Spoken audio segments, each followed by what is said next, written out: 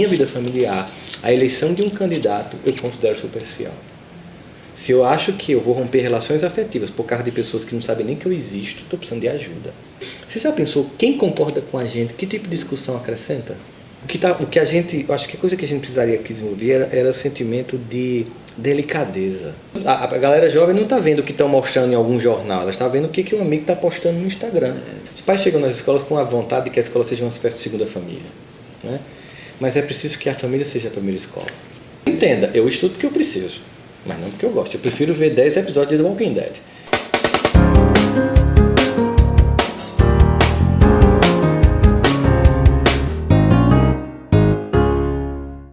Meu convidado de hoje é palestrante, escritor, psicólogo, vem de Campina Grande, na Paraíba, mas passa 26 dias por mês fazendo palestra pelo Brasil inteiro. Inclusive é um frequentador assíduo do programa Encontro com a Fátima Bernardes. Rossandro Klinge. A gente está brincando porque eu já errei algumas vezes antes de começar, aqui também vou confessar meus erros. Quando eu falei escritor, quantos livros já são? Estou fazendo o 8º agora. 8º. Ele me deu aqui um box de presente que eu estou felicíssima, que é pela letra mais, né? Olha aqui a caixinha toda, com 3 livros. Eu escolho Ser Feliz, As 5 Faces do Perdão, Help, Me Eduque. E a gente vai falar disso, a gente vai falar de tudo. Eu quero abrir falando do perdão. Por que do perdão? Porque a gente está vivendo um momento muito especial, né, no Brasil.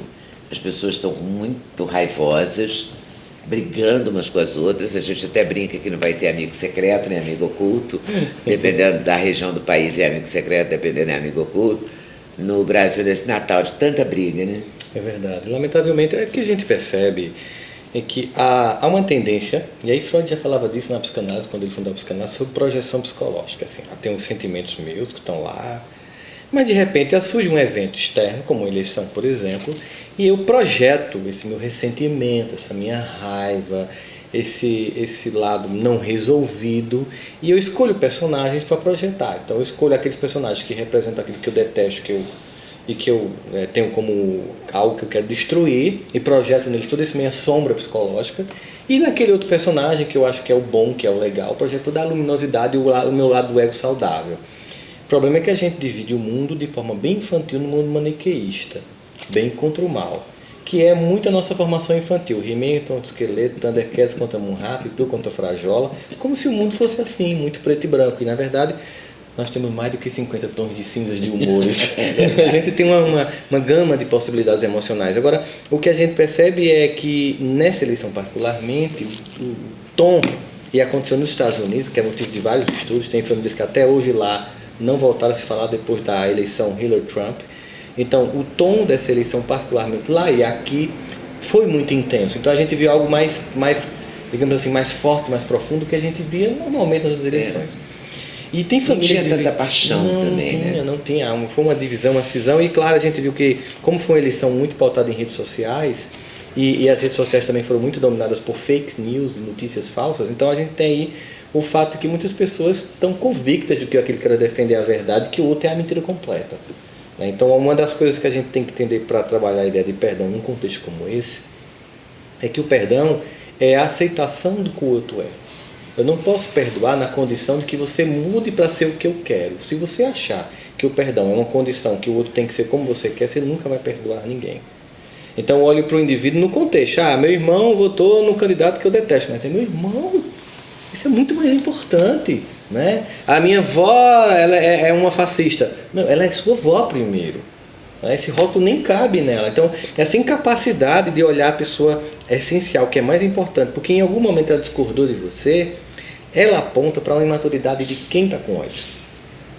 Ou seja, eu estou imaturo por não permitir que aquele outro, que é meu irmão, meu colega de trabalho, minha esposa, pense no campo da política diferentemente de mim. Então, quer dizer que eu tenho que ter uma relação completamente simétrica? Isso não existe, né? Isso é uma inabilidade de quem está sentindo o ressentimento. Claro, existe um coletivo que está pulsando nesse ressentimento, mas eu faço a escolha de fazer uma pauta do que vai ser interessante para mim, trazer para a minha interioridade. E essa pauta é minha, ou seja, o mundo pode jogar um monte de coisa, fake, notícia, sei o quê, rede social, mas eu tenho que ter uma capacidade de fazer um filtro emocional sobre isso.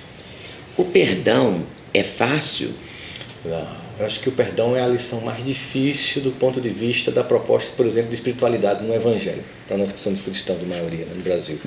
Eu digo que é mais fácil amar que perdoar, porque perdoar é voltar a amar quem você um dia amou e te machucou. É como construir uma casa em cima de uma casa que caiu. Você primeiro tem que tirar o entulho. Quando o terreno está limpo é fácil. Encontrei uma mulher na minha vida, me apaixonei, está tudo limpinho. Mas se machucou total, eu tenho que reconstruir. E reconstruir é muito mais complexo do que construir. Inclusive porque a gente reconstrói dentro. Você já fez reforma morando na casa? A gente vai dormir cheio de terra, tem dia, né? É terrível. Eu já vontade que a gente é de ir para um hotel, esperar a reforma acabar e voltar com tudo pronto. Igual aqueles programas de reforma de casa, você volta fica encantado. Não é maravilhoso, relaxante, né? Uma delícia. Mas a vida real não é assim. Na vida real você reforma a casa dentro dela. Na vida real eu perdoo dentro da relação. Eu não posso dar um tempo, te perdoar e voltar a ficar com você. Eu tenho que perdoar você enquanto... E aí eu tenho que respeitar, por exemplo, o meu tempo. Eu tenho que respeitar, por exemplo, eu ainda estou puto contigo. Então, me dá um tempo. Mas também é legítimo ficar puto. É legítimo. Me dá um tempo, eu sei que eu te amo, eu sei que isso vai passar, mas por enquanto estou muito machucado com isso. Me envolvi demais nessa questão, peguei a bandeirinha mesmo, sei lá de quem foi, e fiquei muito com ansiedade em relação a essa pauta toda e machuquei, fui machucado. Então, me dá um tempo que eu vou voltar ao meu normal. Então, também é importante do lado de quem está sendo odiado, entender isso assim, poxa, eu dar um tempo aqui que a pessoa ela vai entender que há uma coisa muito maior do que essa coisa, digamos assim, superficial. Eu não digo para um país, que é a eleição de alguém, mas assim, para a minha vida familiar, a eleição de um candidato eu considero superficial. Se eu acho que eu vou romper relações afetivas por causa de pessoas que não sabem nem que eu existo, estou precisando de ajuda. O que é a maior parte das pessoas. Faz sentido, né? Não é porque a pessoa não sabe nem que você existe. E pessoas que são fundamentais para a formatação do seu caráter, da sua vida, da sua dignidade, da sua construção, que forneceu os elementos da sua psique, que ralou com você, que botou mão para a tua fé baixar. Olha, eu vi e você está odiando. Amigos de 40 anos brigando através do Facebook e romperam. Quer dizer, aí a gente vai entrando aí se você quiser o equilíbrio, quem era equilibrado era o mais omisso, né? Porque eu tentei equilibrar discussões na família e eu fui atacado pelos dois lados. Porque é omisso, você é omisso, você tem que tomar assim, a descida, porque é Darth Vader e a força. Parecia uma coisa muito, sabe? E é uma visão infantil. Era He-Man esqueleto mesmo. Porque o mundo sempre teve oscilação de poder, gente. É tão natural, desde que o mundo é mundo, há uma alternância, direita e esquerda. E as pessoas estão achando que foi assim, estão dando um valor. Vamos esperar os acontecimentos. Você acha que estão se sentindo, quem perdeu, por exemplo, o PT, e quem é petista, está se sentindo roubado, lesado? Eu entendo perfeitamente. Qual é o sentimento? Assim? Existe dos dois lados uma arrogância. Não sou franco em dizer e sei que você é muito atacado por isso. Uma arrogância de achar que o outro é desprovido de inteligência. Primeira coisa. Que o outro é obtuso. Quem não vota num candidato como eu é obtuso, é desprovido de inteligência, ou é mau, ou é interesseiro, ou tem algum interesse para ganhar. Não, as pessoas se identificam com certas visões de mundo, certo? E essas visões de mundo, elas surgiram muito... Claro, eu falo de uma forma muito rápida e objetiva de uma discussão que demandaria muito tempo de argumentação. Do liberté, igualité, fraternité, surgiu dois campos na política. O igualité, que gerou o campo soviético. Então vamos trabalhar a igualdade, é uma coisa muito justa. Por exemplo, quando você trabalha a meritocracia goela abaixo sem levar em consideração as condições do indivíduo, é injusto pedir que meritocracia seja aplicada a alguém que está numa comunidade periférica e a alguém que está na classe média alta. Eu preciso criar condições de equidade para que eu possa exigir às pessoas as mesmas condições. Isso é certo, é o igualité. Mas eu também não posso criticar ou maltratar quem conseguiu o resultado, como se fosse culpado porque nasceu, sei lá, numa condição melhor e conseguiu o resultado, que é o liberté, que gerou a orientação americana e o campo da direita, como as pessoas costumam dizer, né? O problema é que tanto o pessoal que foi muito por liberté, cada um self-made man, construiu sua própria vida, vire o dono da Amazon, surja do nada e aconteça, massa, parabéns para você, e o que não, mas e as pessoas que não conseguem, as pessoas que nasceram com problemas, que tiveram dificuldades, que estão em zonas periféricas, as pessoas que têm uma alteridade não aceita. Todos esses campos, eles lutam por coisas que têm sentido, mas esqueceram de um elemento essencial, o fraternité. Sabe? Então esse elemento fraternité é o que é o fraternité, o que é te respeitar na tua diferença. na discordância, na tua idiosincrasia. Inclusive que me enriquece, porque na verdade quando eu olho o outro, você já pensou quem concorda com a gente, que tipo de discussão acrescenta? Eu chamo de conversa das lagartixas. Então, o que você acha da Indonésia? Eu também acho. E disse, eu também acho. Vai me acrescentar nada não discorda de mim. Não...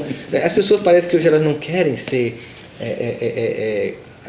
assim, uma pode ter discordância, elas não podem ser forçadas a reargumentar, reavaliar, a pensar a vida sob outra perspectiva. Você tem razão, você não cresce. Não cresce. Com aquele pensamento igual, só rebatendo, refletindo, parecendo um espelho, né? E as pessoas querem isso. E as redes sociais, com esses feudos que foram criados, elas reforçaram essa relação narcisista. Se você não pensa como eu, você é inimigo, sai daqui, vou bloquear você. Vou bloquear, eu não vou curtir. Né? Que é uma espécie de morte, né? Uma morte. A gente você elimina o né? outro. Uma certa eliminação. E aí, com isso, há um empobrecimento. Porque eu perco de aprender com pessoas que são diferentes de mim.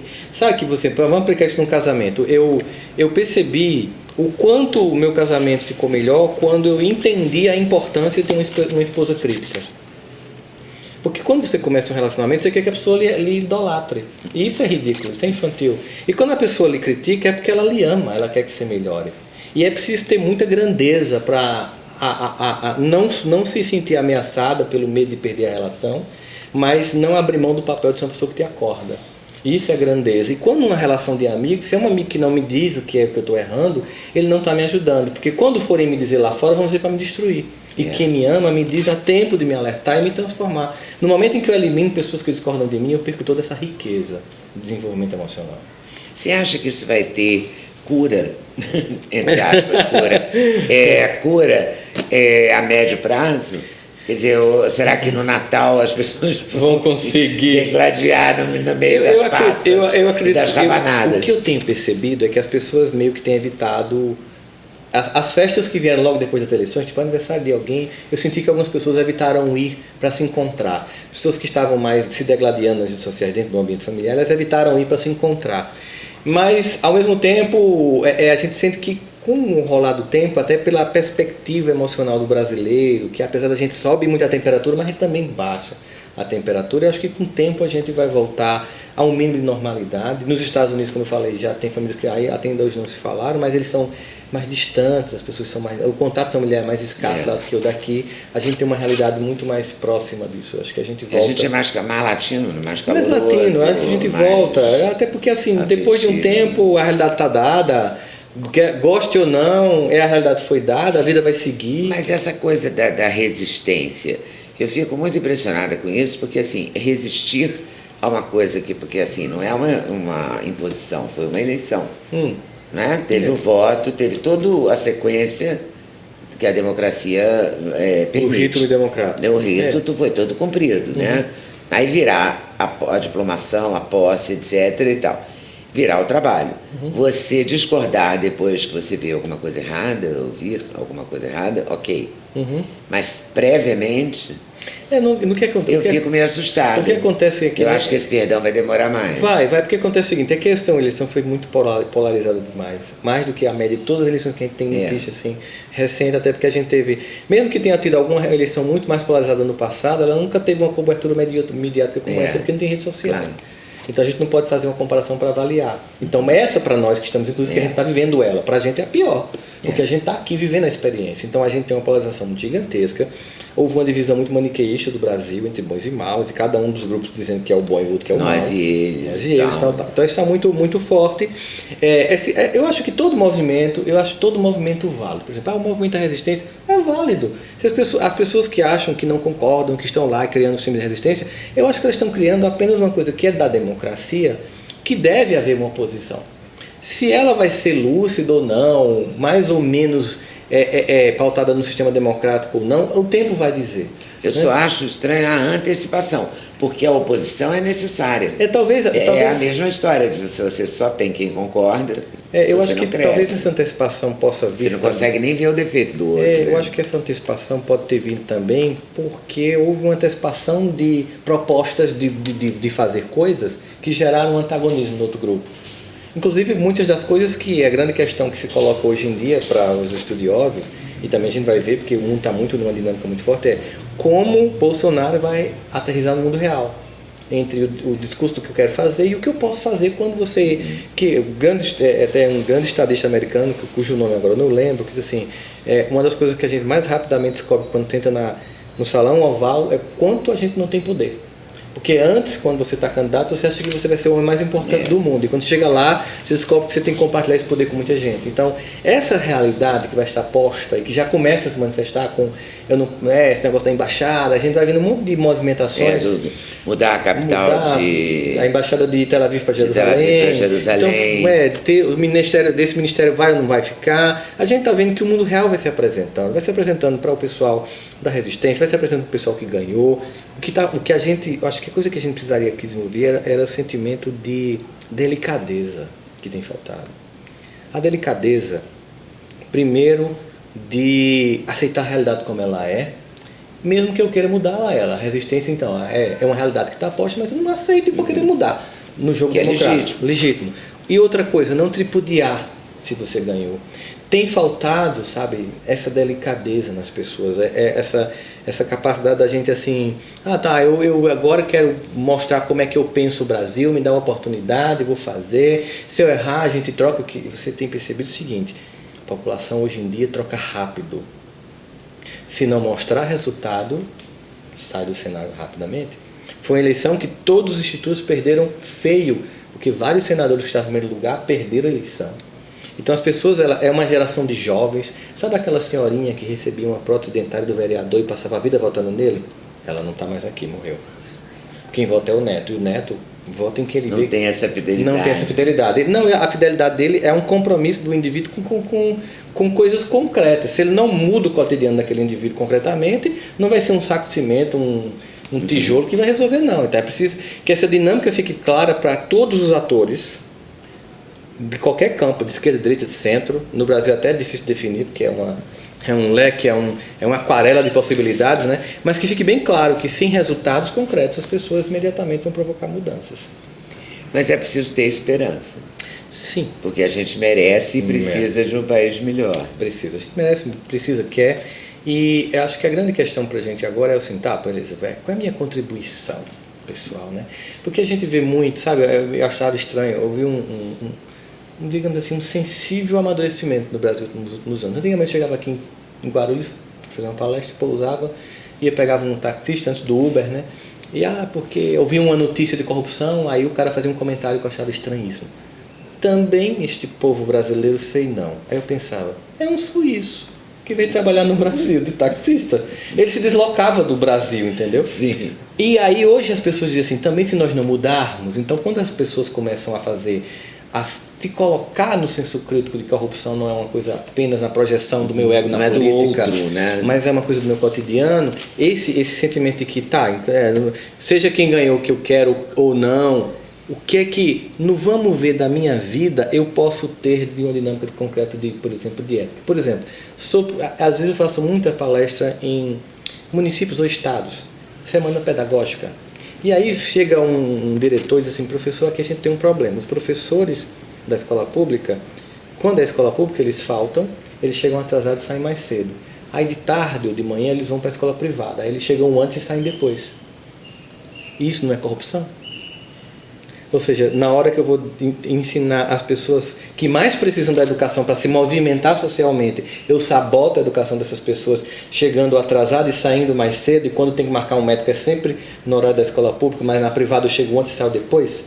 E isso não é corrupção? Quando eu chego para ser atendido no hospital e você não me atende porque você está cansado, mas você tem que estar lá sem dar expediente, ou aquele pessoal que coloca para digital para o médico colocar lá que está no plantão do SAMU e você não está lá, isso não é corrupção? Ou seja, as pessoas ficam projetando lá fora e não veem aqui dentro. Quando eu baixo uma série por torrent não é corrupção?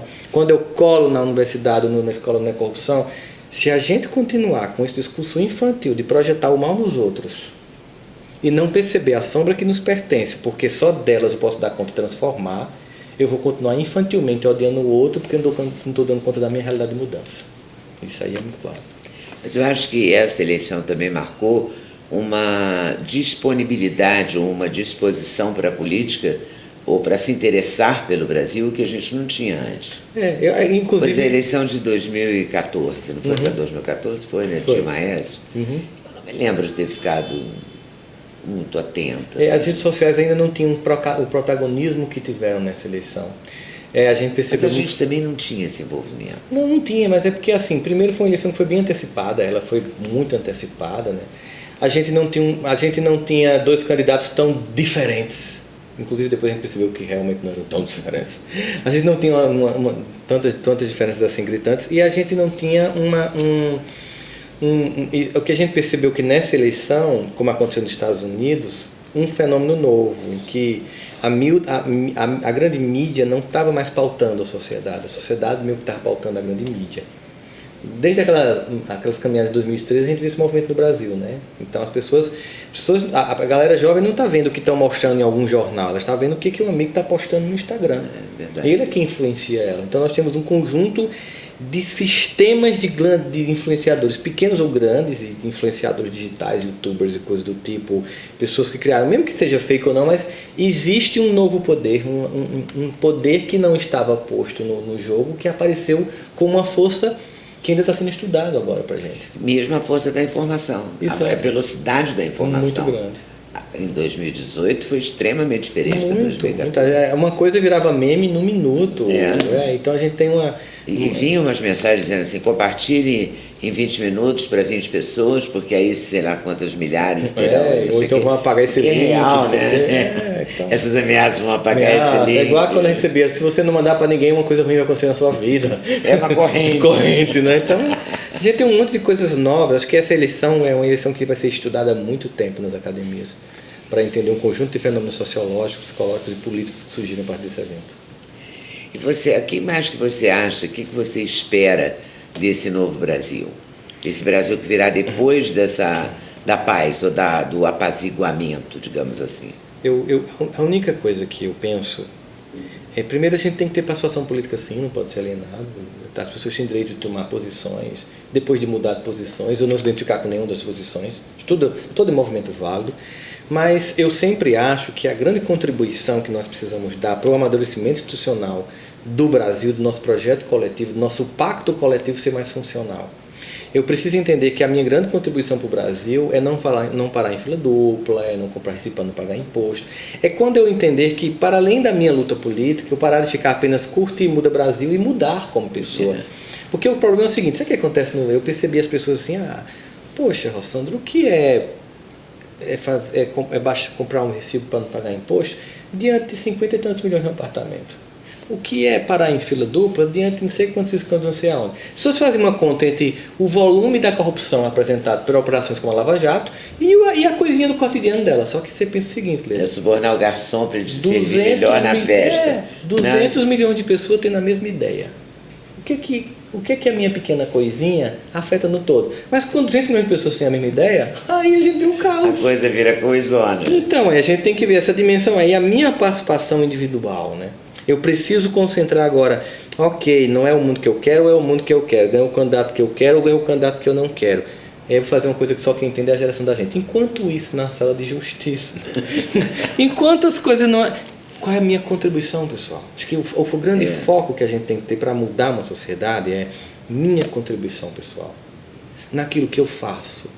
Fazê-lo com dignidade, com respeito, procurando... ética. Com ética. A etiqueta mesmo, que é a etiqueta coisa do pequeno... É tão debochada, a etiqueta são pequenas éticas. Né? Esse conjunto de gentileza... É muito maior do que o cotovelo na mesa. Com certeza. É não dar o cotovelo no outro para poder crescer na carreira. Né?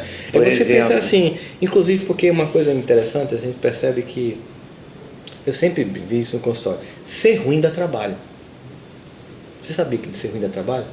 Não, mas eu não tinha parado para pensar, mas faz sentido. Para ser ruim você tem que planejar. Porque você tem que planejar, tem que para ser bom você basta ser espontâneo. Imagine que eu quero ser chato. Te encontro aqui no shopping em São Paulo e quero te esnobar. Eu tenho que calcular em que momento eu vou virar a cara para você. Olha quanta energia eu consumi. Tão ridículo, tão pequeno, né? Não, lá vem ela, vou virar a cara. É tão ridículo e tão pequeno. E ser leve, é leve. É tão óbvio, mas parece que as pessoas não entendem. Então eu preciso... ser leve, eu preciso fazer a minha contribuição. Continue com toda a sua luta política, mas sua contribuição no seu cotidiano, qual é ela? Então começaremos o seguinte, que sua contribuição no cotidiano seja dê importância ao que tem. E quem tem importância na sua vida são seus amigos e seus parentes. Os políticos não têm importância nenhuma. Porque daqui a pouco, um é vice do outro e você fica com cara de idiota. Porque isso é muito comum, né? Você briga, daqui a pouco as condições políticas, as instituições vão se colocando de um jeito tal que um está apoiando o outro. Aí você faz, não acredito que eu briguei com meu irmão, com minha prima. Aí você fica com cara de idiota. Então, para evitar esta cara de idiota, vamos dar importância ao que tem. E vamos olhar as pessoas que nos cercam de forma global. Minha avó, para além do com quem ela vota. Minha avó, antes de tudo, minha avó. Mãe da minha mãe, do meu pai. Pessoa que contribuiu com a minha vida. Meu irmão. Essas pessoas, meus amigos históricos, com quem eu conversei, com quem eu aprendi, que me consolaram na dor de um fim de um relacionamento. E eu rompi com pessoas tão importantes. Por causa de pessoas que não têm significado para mim. Isso denota uma certa imaturidade que precisa ser percebida por cada um.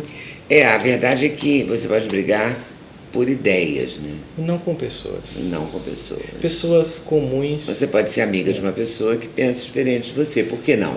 Pessoas. Será que é impossível? Pessoas excepcionais discutem sobre ideias, né? Pessoas comuns discutem sobre coisas e pessoas medíocres sobre pessoas. Escolha onde você está. E como é que a gente faz para ser feliz? Você tem um livro que trata Eu escolho ser feliz. Escolho ser feliz. Eu vou mostrar esse, que a gente falou tanto do perdão, tem as 5 faces do perdão, não sei se ele aborda exatamente esse perdão que a gente falou, mas também, o perdão é perdão. Perdão, né? Todas as circunstâncias. E esse outro se chama Eu Escolho Ser Feliz. Na verdade, primeiro é entender que a escolha de ser feliz não é acreditar numa vida be happy, plena o tempo todo. É uma loucura do mundo atual achar que eu tenho que ser feliz sempre, porque eu não sofro, porque eu não tenho luto. Se você não está triste, porque alguém que se ama morreu, está infeliz. Se você não é capaz de se comover empaticamente com um mundo injusto, você está muito louco, está precisando de ajuda. Então, felicidade não é um estado pleno de gozo. É um sentimento de, inclusive, aprender com a dor o que ela traz de aprendizado. Porque assim, o sentimento de gratidão com as experiências que a gente tem muito depois, né? Você passa uma angústia ali, você vai, não aguento, eu sou muito infeliz. Aí vem a vida depois de 10 anos, aí você faz, caramba, se eu não tivesse passado por aquilo, eu não estava aguentando isso aqui hoje não. Aí você olha para aquilo que você achava que era o caos como uma grande lição. Então por que não antecipar esse sentimento? Por que não perceber assim, enquanto estiver no momento da dor, o que eu estou aprendendo aqui? Porque eu não passo de novo, no mínimo eu vou ter esse lucro, não vou passar de novo por isso. Mas o fortalecimento de um ser humano que vai se tornando um ser capaz de experimentar a felicidade é quando ele sai de uma vida que é regulada externamente para uma vida que é regulada internamente. Eu lembro que uma vez eu fui caminhar com meu avô, ele estava com 89 anos. Cheguei para pegar ele estava de camisa de botão xadrez, bermuda listrada, sandália havaiana e meia. Eu disse, vô, pelo amor de Deus, que roupa ridícula é essa? Como é que o senhor vai caminhar num ambiente público desse jeito? Eu disse, meu filho, eu fazer 90 anos, eu preocupado com o meu conforto. Eu não gosto de tênis, eu gosto de sandália, mas esfrio o pé, a meia aquece. Essa camisa eu acho gostosa porque malha me aperta. Já tem minha velhinha aqui, você é que tem que andar combinando desse jeito, é da sua idade. Eu estava indo preocupado com a opinião dos outros, ele estava indo preocupado com o conforto dele. A maturidade é um sentimento que começa a ser sentido, e a felicidade a partir de 50. Não que todo mundo que faz 50, para quem... Não é instantâneo. Não, porque tem gente que morre adolescente, né? Morre sem amadurecer, tá? Mas aquela pessoa que alcança o sentimento de que ela para de ser pautada pelo conteúdo externo, pela demanda externa, aquilo mais ou menos como o Fernando Pessoa, né? Eu sou algo entre aquilo que eu quis ser, o que quiseram fazer de mim. Então você sai muito do que o que quiseram fazer de mim para um pouco mais o que eu quis ser. Esse é um processo de amadurecimento. Eu preciso menos da avaliação ou da validação do externo e passa a ser um indivíduo autoapoiado e autorregulado. E você muda a melodia. A melodia da vítima vira a melodia do sentimento de completude e de alguém responsável por si. Ando devagar porque já tive pressa, já tive sorriso porque já chorei mais, porque cada um de nós constrói a sua própria história, cada ser em si carrega de ser capaz de ser feliz. Deixar de terceirizar a felicidade é a primeira escolha para ser feliz. Aliás, parar de terceirizar, inclusive a educação dos filhos. Essa é né? Que também é outra coisa que, né, passou a ser terceirizada para smartphones, com uma desenvoltura, né? Há aí um misto de preguiça, de pais perdidos e de incompetência. Quando junta esses 3 elementos, é o caos. Aí é o caos. É o caos. O sentimento de que alguém vai fazer uma tarefa que é sua. é inalienavelmente sua e que não pode ser feita por ninguém que não seja você. A educação é uma questão familiar, né? Profundamente. A escola, os pais chegam nas escolas com a vontade de que a escola seja uma espécie de segunda família, né? Mas é preciso que a família seja a primeira escola. Ela é primordialmente a primeira escola, em todos os sentidos. E educar dá trabalho. Bastante. E tem inconveniências, né? Não Bastante. é tão simples assim. Não é, de jeito nenhum. Demanda trabalho. Mas também o resultado, se você cumprir o que você tem que cumprir, é aventuroso. Acho que uma das coisas que minha mãe escutava era que Adelma, se conforme, seu filho não vai dar certo. Hiperativo, deve ter atenção, não gostava de estudar, dava um trabalho pra caramba, não parava quieto num minuto. Ela dizia, vai, do jeito dele, eu não vou querer que ele seja diferente do jeito dele, mas ele vai conseguir do jeito dele.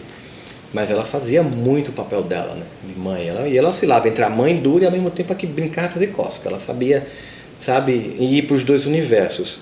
E lembro que logo, um tempo depois, aí você amadurece, faz o curso, começa a ser funcional, né? E as pessoas chegavam e diziam uma coisa que ela odiava. Você teve tanta sorte com seus filhos. Não é sorte. Foi trabalho. É porque não existe a lei do de repente. Não existe, de repente, tudo é meu filho deu certo. né? Tudo é processo. Se você não quiser topar o processo, de repente vem o caos. E como é a sua história? Você nasceu em Campina Grande? Nasci em Campina Grande, moro em Campina Grande. 4 dias do Quando mês. pode. Mas é porque assim, todas as minhas raízes afetivas, intelectuais, emocionais estão lá. É uma cidade linda, uma cidade assim, pouca gente é conhecida às vezes mais fora. Campina é um berço tecnológico internacional. Tem uma das maiores concentrações de doutores e pós-doutores de habitantes do Brasil, pouca gente sabe disso. Então, é um ambiente em que eu fui forjado lá. Então, é um ambiente que eu me sinto muito feliz de estar lá. E você consegue, a partir de lá, essa mobilidade pelo Brasil inteiro com algum conforto? Não. Do ponto de vista logístico, morar do lado de Guarulhos seria meu sonho de consumo. Né? Bom, não seria o lugar ideal. Não é, do ponto de vista logístico. Mas assim, eu pego voo em Campina, mas como é uma cidade que tem 60 metros de altitude em média, às vezes dá neblina e eu não consigo. Aí eu fico a 1h10 do aeroporto de uma pessoa. Do meu apartamento até o aeroporto de uma pessoa, 1h10, 1h20, ou às vezes vou para Recife, que também é um hub muito grande agora lá. Né? Então assim, mas hoje como eu viajo o tempo todo, morar aqui também seria indiferente. Porque eu não volto todo dia para casa, independente do destino. O Brasil é gigante demais. E a malha aérea da gente ainda não é do tamanho do que o Brasil precisa para poder tornar isso uma tarefa funcional. Naturalmente, com o tempo, a agenda vai lhe obrigando a não ir mais para cidades distantes de aeroporto, a depois começar a ver que tipo de voo você vai pegar, porque às vezes não vale a pena ir para a palestra, porque o cansaço é muito grande. E você mesmo faz sua agenda? Não, eu faço parte de uma agência aqui chamada Sandra Pascoal Palestra, aqui de São Paulo, que é uma equipe maravilhosa, sem a qual eu não conseguiria fazer isso, porque é uma logística muito complexa de voos, às vezes 70, 80 voos por mês, hotéis e tal, aquela coisa toda, quem vai me pegar, o monte vai me pegar, quem vai me levar, quem me recebe, tema de palestra, tal, empresa, call, não sei o quê. Então é uma logística muito complicada. Mas você tem centenas de palestras, dezenas de palestras? Eu tenho uns 40 temas no portfólio, só que assim, eu sou muito... eu estou nos PowerPoint, então assim, é bem customizado. Você chega para mim e diz, a demanda é essa. Então aí eu imediatamente mudo os slides aqui. Você faz um PowerPoint para cada palestra? Não, eu não uso PowerPoint. Ah, não usa? Não, então o que acontece? Quando eu chego numa empresa, se ela disser assim, Rossandro, a gente está tendo problema assim, eu já encaixo ali na palestra, porque como eu não vou estar apresentando nada, eu digo que eu mudo o PowerPoint aqui na cabeça. Então eu mudo o slide e a coisa sai como... Porque o psicólogo, ele fala sobre o ser humano até em Marte. Como é um ser humano em Marte? Se é um ser humano em Marte, a gente pode falar sobre esse tema. Então a psicologia ela é muito plástica, dá conta do indivíduo na empresa pública, na empresa privada, na escola, na educação de filhos, na vida pessoal, no interior, no trabalho do perdão, da superação, da competência. Isso te dá prazer? Muito. Quando é que você descobriu isso? Quanto tempo você tem de palestrante? Assim, nacionalmente tem uns 2 anos que com os vídeos na internet muda a vida da pessoa, né? Você tem canal no YouTube? Tem canal no YouTube, tem redes sociais. É Rossandro Klinger. Sempre seu nome? Sempre meu nome. No Instagram? Me conhecem no YouTube, Então o que acontece é que eu fazia. Na verdade eu descobri por causa de um trauma. Foi um trauma. Eu cheguei na universidade, eu tinha timidez compulsiva, não gostava de falar em público, fui defender um seminário. O seminário foi terrível, a professora disse que era ridículo como é que eu me chamava de universitário com tanta capacidade de fluência e sem conhecimento nenhum, que eu deveria ter a dignidade de não fazer aquilo com os colegas de classe, de não apresentar com a grandeza que eles mereciam. Cheguei em casa arrasado, contei para minha mãe, esperando aquele apoio da minha mãe, E ela olhou para mim que deve ter sido uma droga muito grande esse seu seminário, para a professora dizer isso. Eu disse, mas mãe, você não vai apoiar não? Não, peraí, eu vou apoiar você a mudar e não a ficar achando que você é vítima. Porque se ela disse isso, você deve ter feito um seminário ruim ou foi bom? Você achou bom? Disse, não, foi horrível. Mas se você tem duas escolhas, meu filho, agora dentro da vida, você se traumatiza, tranca o curso, culpa a professora e daqui a 10 anos vai estar procurando seus sonhos sem conseguir realizar, infeliz e com inveja dos outros, ou você refaz e da próxima vez faz com a dignidade, com a grandeza que tem que ser feito. O que é que você quer? Eu quero a letra B, né? Ela disse, você acha que começa quando? Agora. Vai fazer agora o que você não fez antes. E apresente para mim e para o seu irmão. Eu disse, não, não. Eu apresento para qualquer pessoa no mundo. Meu irmão é um cara que eu admiro profundamente. É um cara assim, mais que eu admiro na vida, é meu irmão, sabe? Professor de literatura americana, um cara versado em várias línguas, uma cultura gigantesca. Ele me obrigava a ler os clássicos franceses na infância para poder discutir com ele. E aí, mas acho que se você apresentar para o seu irmão e para mim, meu filho, você fala para o mundo todo. E aí foi mesmo. E eu fui apresentar o seminário, tipo, 6 meses depois, na segunda cadeira da professora. Era sobre o que esse seminário? Era comparando Jaime Marx, sobre a visão de sociedade dos dois. Aí a professora olhou para mim, eu apresentei o seminário, ela olhou assim e fez, você tem um irmão gêmeo? Eu disse, não. Então o que houve? Você saiu daquele caos para essa elegância, para essa grandeza. Aí eu contei o que minha mãe tinha feito. Eu disse, queria que as mães entendessem que quando a gente critica um aluno, não é contra o filho, é a favor dele. Né? Então assim, ela me ensinou que... Eu também era jornalista. Jornalista, admirava o seu trabalho profundamente. Olha isso, aprendi a escrever com ela, porque eu digitava os artigos dela várias vezes. Né? Então assim, ela sempre deixava bem claro para mim o seguinte, né? Quando ela percebeu que eu não gostava de estudar. E você não gostava? Eu detesto até hoje. Porque uma coisa é o seguinte... Mas você parece bastante culto, então você Não, estuda. mas entenda, eu estudo porque eu preciso, mas não porque eu gosto. Eu prefiro ver 10 episódios de The Walking Dead.